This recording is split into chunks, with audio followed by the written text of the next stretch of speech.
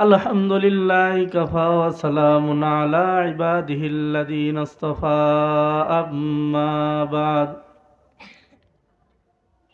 فأعوذ بالله من الشيطان الرجيم بسم الله الرحمن الرحيم وإنك لعلى خلق عظيم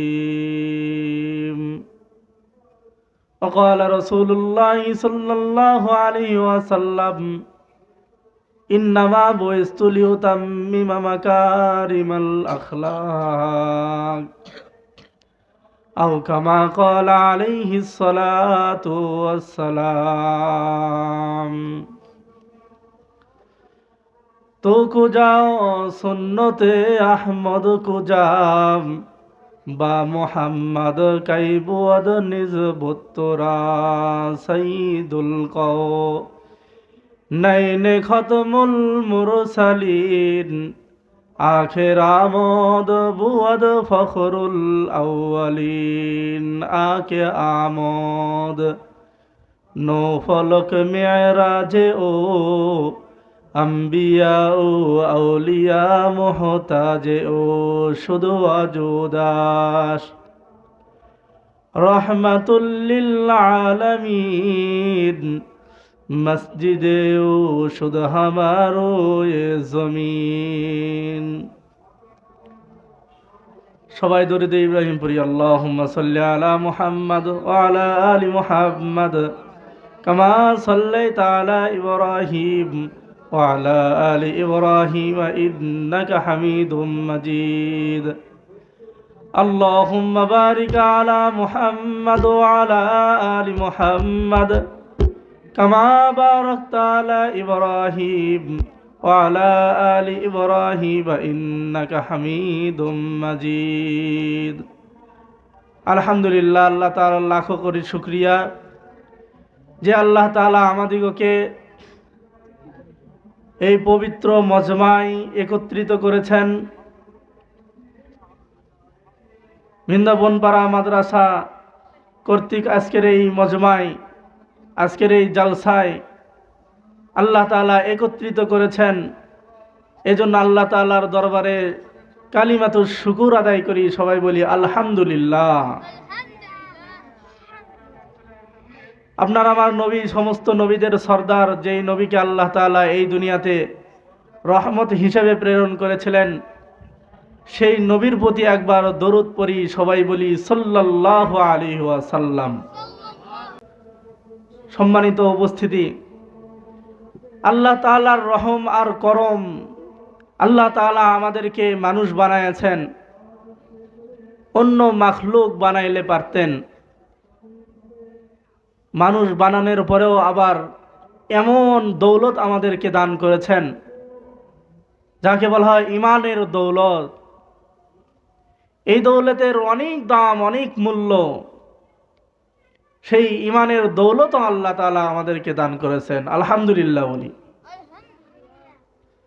আল্লাহ তাআলা আমাদেরকে সৃষ্টি করার উদ্দেশ্যই হচ্ছে আল্লাহ তাআলার গোলামি করা, আল্লাহ তাআলার দাসত্ব করা, আল্লাহ তাআলার যেই ফরমানগুলো রয়েছে সেই ফরমান অনুযায়ী চলা, যে আদেশ করেছেন সেগুলো মানা, আর যেগুলো থেকে বিরত থাকতে বলেছেন সেইগুলো থেকে বিরত থাকা। আর আমাদের চলাফেরা যদি আল্লাহর রসুল সাল্লাল্লাহু আলাইহি ওয়াসাল্লামের তরিকা অনুযায়ী হয়, আমাদের কাজ যদি রসুলের সুন্নাহ অনুযায়ী হয়, তাহলে অবশ্যই অবশ্যই আমরা দুনিয়াও কামিয়াবি অর্জন করতে পারবো, সফলতা অর্জন করতে পারবো। আখিরাতেও আল্লাহ তাআলা সুমহান মর্যাদা আল্লাহ তাআলা আমাদেরকে দিয়ে দেবেন।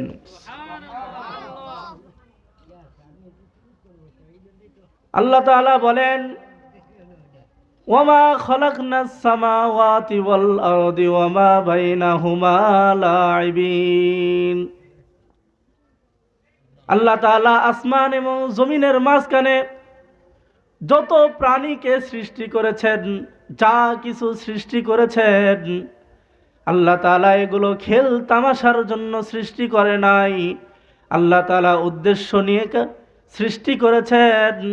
আল্লাহ তাআলা যত প্রাণীকে সৃষ্টি করেছেন সমস্ত প্রাণীর পিছনে উদ্দেশ্য আছে। আল্লাহ তাআলা অন্যত্র বলেন, মানুষ এবং জিন জাতির ব্যাপারে বলেছেন, ওয়ামা খলাকতুল জিন্না ওয়াল ইনসা ইল্লা লিয়াবুদুন। আল্লাহ বলেন, আমি মানুষ আর জিন জাতিকে সৃষ্টি করেছি শুধুমাত্র আমার ইবাদতের জন্য। সুবহানাল্লাহ। আমাদের উদ্দেশ্য, আমাদেরকে সৃষ্টি করার উদ্দেশ্য আল্লাহ তাআলা বলে দিয়েছেন। এই যে মাইক চলতেছে, এখানে লাইটিং এর ব্যবস্থা করা হয়েছে, সামিয়ানার ব্যবস্থা করা হয়েছে, এগুলোর উদ্দেশ্য আছে না নাই বলেন? অবশ্যই উদ্দেশ্য আছে। এই উদ্দেশ্য যে আমরা এখানে কিছু আলোচনা শুনব, দ্বীনি বিষয়ে কিছু আলোচনা করব, কোরআন হাদিস থেকে আলোচনা হবে, এরকম ভাবে ছাত্রদের মাথায় দস্তরবন্দি করানো হবে। ও মুসলমান ভাইরা আমার, আল্লাহ তাআলা আপনাকে আর আমাকে সৃষ্টি করেছেন। ও বোনেরা আমার, আমাদেরকে সৃষ্টি করার উদ্দেশ্যই হচ্ছে আল্লাহ তাআলার গোলামি করা, আল্লাহ তাআলার দাসত্ব করা। আল্লাহ তাআলা এক মানুষ থেকে আমাদেরকে সৃষ্টি করেছেন। হযরত আদম আলাইহিস সালামকে আল্লাহ তাআলা সর্বপ্রথম সৃষ্টি করেছেন। তার মাধ্যমে হযরত হাওয়া আলাইহিস সালামকে সৃষ্টি করেছেন এবং তাদের দুইজনের মাধ্যমে আল্লাহ তাআলা বহু মানুষকে সৃষ্টি করেছেন। সমস্ত মানুষকে সৃষ্টি করার উদ্দেশ্য একটা, যে সমস্ত মানুষ আল্লাহ তাআলার ইবাদত করবে। সুবহানাল্লাহ। সম্মানিত উপস্থিতগণ, আল্লাহ তাআলা যেই নির্দেশ দিয়েছেন, যেইভাবে চলার জন্য বলেছেন, এইভাবে দুনিয়াতে লক্ষ লক্ষ পয়গম্বরদেরকে আল্লাহ তাআলা পাঠাইছেন। আল্লাহ তাআলার বিধানকে মানুষের মধ্যে প্রচার প্রসার করা আর বাস্তবায়ন করার জন্য বহু নবী রাসূল এসেছেন। নবী রাসূলের কাজ ছিল এক আল্লাহ তাআলাকে ইলাহ হিসেবে মানা, এক আল্লাহ তাআলা মাবুদ হিসেবে মানা, এক আল্লাহ তাআলাকে স্বীকার করে নেওয়া। যেই রসুল এসেছেন সেই রসুলের ব্যাপারে বলা হয়েছে যে আমার উপর তোমরা ঈমান আনো, আমাকে রসুল হিসেবে স্বীকার করো আর আল্লাহ তাআলাকে উপাস্য হিসেবে স্বীকার করো। কোনো দেব দেবী বা কোনো মূর্তির, কোনো সূর্য বা চন্দ্রের, কোনো মাখলুকের, কোনো পাথরের, কোনো গাছের তোমরা পূজা করতে পারবে না, তোমরা ইবাদত করবে না, একমাত্র আল্লাহ তাআলার ইবাদত করতে হবে। এরকম ভাবে নবীর রসুলগণ এসে মানুষদেরকে এটাই বুঝাইয়াছেন।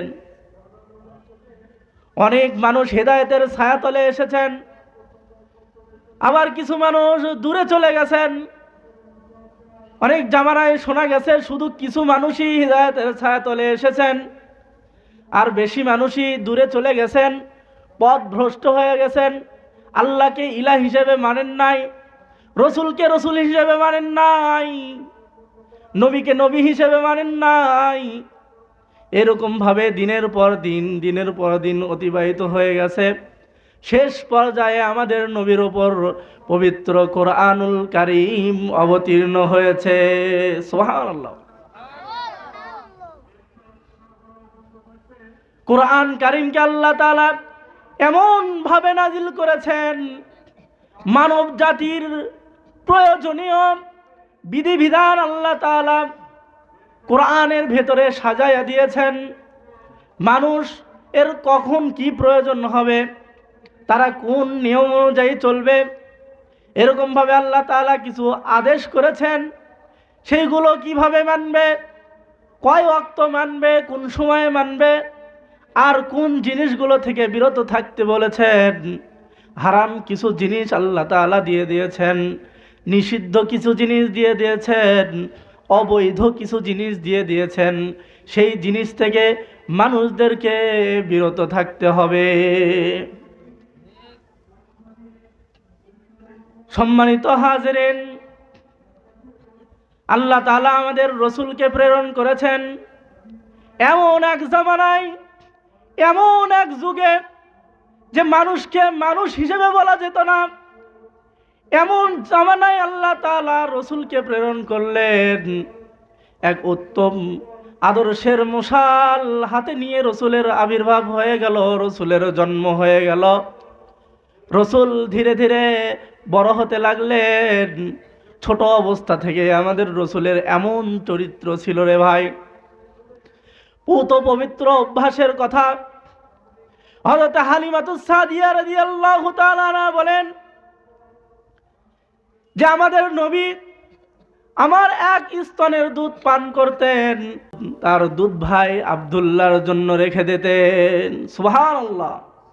ছোট অবস্থা থেকেই নবীর এমন অভ্যাস ছিল, রসুলের এমন ব্যবহার ছিল, রসুলের এমন চরিত্র ছিল যে ছোট্ট থাকা অবস্থায় আল্লাহ তাআলা এমন বুঝ দিয়েছেন যে রসুল ইনসাফের সাথে কাজ করেছেন। রসুল এক স্তনের দুধ পান করেছেন, অপর স্তনের দুধ পান করেন নাই, দুধ ভাইয়ের জন্য রেখে দিয়েছেন। সুবহানাল্লাহ। এমন রসুলের উম্মত আমরা হতে পেরেছি মুসলমান ভাইরা আমার। রাসূলুল্লাহ সাল্লাল্লাহু আলাইহি ওয়াসাল্লাম যখন ধীরে ধীরে বড় হতে লাগলেন, এরকম ভাবে ব্যবসার উদ্দেশ্যে গেলেন, এরকম ভাবে ধীরে ধীরে যখন বড় হতে লাগলেন, নিজের পায়ে নিজে দাঁড়ানোর চেষ্টা করলেন, বকরির রাখালি করলেন, এরকম ভাবে ব্যবসায়ী প্রতিষ্ঠিত হলেন। তার পুত পবিত্র অভ্যাসের কারণে, সৎ চরিত্রের কারণে, তার আখলাকের কারণে হযরত খাদিজা রাদিয়াল্লাহু তাআলা আনহা নিজেই বিবাহের প্রস্তুত হয়ে, নিজেই বিবাহের জন্য প্রস্তুত হয়ে রসুলকে বিবাহের প্রস্তাব দিয়ে দিলেন। সুবহানাল্লাহ। নিজেই রসুলকে বিবাহের জন্য কি দিলেন? প্রস্তাব দিয়ে দিলেন। এত সুন্দর ব্যবহার, এত সুন্দর মানুষ, তার কি চলার একটা কি পদ্ধতি, তার ফেরার কি পদ্ধতি, মানুষের সাথে কথা বলার কি পদ্ধতি, তার আমানতদারিতার ব্যাপারে জেনেছেন, তার সত্যবাদিতার ব্যাপারে জেনেছেন। যে ছোটবেলা থেকেই রসুল সত্যবাদী ছিলেন, এই জন্যই তো আরবের মানুষেরা এরকমভাবে, কাফেরেরা এরকমভাবে, যাদের চরিত্র ঠিক ছিল না, যারা ভালো মানুষ ছিল না, তারাও রসুলকে আল আমিন উপাধিতে ভূষিত করেছেন। সুবহানাল্লাহ। ভাইয়ারা আমার, বোনেরা আমার, আল্লাহর রসুল সাল্লাল্লাহু আলাইহি ওয়াসাল্লাম এমন চরিত্রবান ছিলেন। আল্লাহর রসুল সাল্লাল্লাহু আলাইহি ওয়াসাল্লাম মানুষের যারা নিপীড়িত মানুষ ছিলেন, নির্যাতিত মানুষ যারা ছিলেন, যারা দুর্বল অসহায় মানুষ ছিলেন, তাদেরকে বারবার নির্যাতন করা হতো, বারবার তাদেরকে মারা হতো, প্রহার করা হতো, এরকম ভাবে তাদের মাল ছিনিয়ে নেওয়া হতো।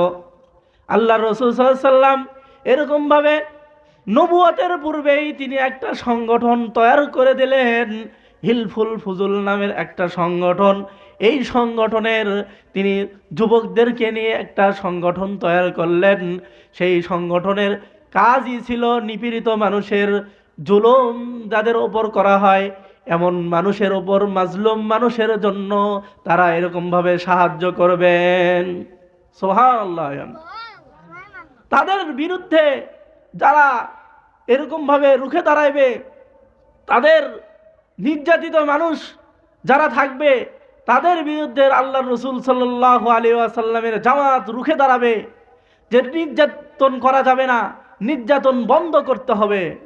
মুসলমান ভাইয়েরা আমার, রসুলের এমন চরিত্র ছিল, যখন রসুল সাল্লাল্লাহু আলাইহি ওয়াসাল্লাম নবুয়ত প্রাপ্ত হলেন, তখন রসুল সাল্লাল্লাহু আলাইহি ওয়াসাল্লাম ধীরে ধীরে গোপনে নবীর দাওয়াত দিতে থাকলেন, নবুয়তের দাওয়াত দিতে থাকলেন মুসলমান। ধীরে ধীরে দাওয়াত দিতে থাকলেন। প্রথমত এরকমভাবে নিকটস্থ আত্মীয় স্বজনদেরকে দাওয়াত দিলেন। আল্লাহ রসুল সাল্লাল্লাহু আলাইহি ওয়াসাল্লামকে যখন আদেশ দেওয়া হলো যে আপনি এখন প্রকাশ্যে দাওয়াত দেন, তখন আল্লাহ রসুল সাল্লাল্লাহু আলাইহি ওয়াসাল্লাম সাফা পাহাড়ে উঠে এরকমভাবে মক্কাবাসীদেরকে ডাকতে লাগলেন এবং বলতে থাকলেন যে আমি যদি বলি আমার এই পাহাড়ের পাদদেশে এই শত্রু বাহিনী তারা আক্রমণ করার জন্য প্রতিজ্ঞাবদ্ধ, তোমরা কি এটা বিশ্বাস করবে? সবাই এক বাক্যে বলে নিয়েছে, হ্যাঁ হ্যাঁ অবশ্যই আমরা বিশ্বাস করব, কারণ আপনি কোনোদিন মিথ্যা কথা বলেন নাই। সুবহানাল্লাহ। মুসলমান ভাইরা আমার, রাসূলুল্লাহ সাল্লাল্লাহু আলাইহি ওয়াসাল্লাম এমন পূত পবিত্র অভ্যাসের অধিকারী ছিলেন। শুধু মুসলমানরা নয়, এরকম কাফের মুশরিক বেদিনরাও রসুলের নবুয়তের পরেও রসুলের কাছে তারা আমানত রাখত, তাদের মাল, তাদের ধন, তাদের সম্পদ এরকমভাবে গচ্ছিত রাখত। মুসলমান ভাই আমার, রাসূলুল্লাহ সাল্লাল্লাহু আলাইহি ওয়াসাল্লাম যখন দাওয়াত দিতে থাকলেন, কাফের মুশরিকরা এত নির্যাতন করেছে, এত নিপীড়ন করেছে, তারপরে রাসূল সাল্লাল্লাহু আলাইহি ওয়াসাল্লাম তার দাওয়াতের কাজ অব্যাহত রাখেন। এরকমভাবে তায়েফে দাওয়াত দেন, এখানে দাওয়াত দেন, সেখানে দাওয়াত দেন। আর ওই কাফেররা তারা বিভিন্নভাবে রাসূলকে নির্যাতন করতে থাকে, সাহাবাদেরকে নির্যাতন করতে থাকে, নিপীড়ন করতে থাকে। এরপরেও রাসূল দাওয়াত দিতে পিছপা হন না। এক পর্যায়ে আল্লাহ তাআলা রাসূলকে মেরাজের সৌভাগ্য দান করলেন। আল্লাহ তাআলা নিজেই রাসূলকে ডেকে নিলেন, রাসূলকে এত কাছে নিয়েছেন। আল্লাহ তাআলা বলেন, সুম্মা দানা ফাতাদাল্লা ফাকানা কাবা কাউসাইনি আও আদনা। আল্লাহ তাআলা রাসূলকে এত কাছে নিয়েছেন, এত কাছে নিয়েছেন যে একটা তীর আর ধনুক যত কাছে থাকে, রাসূলের দিদার আল্লাহ তাআলার কাছে এরকম ভাবে হয়েছে। সুবহানাল্লাহি ওয়া বিহামদিহি। তো এই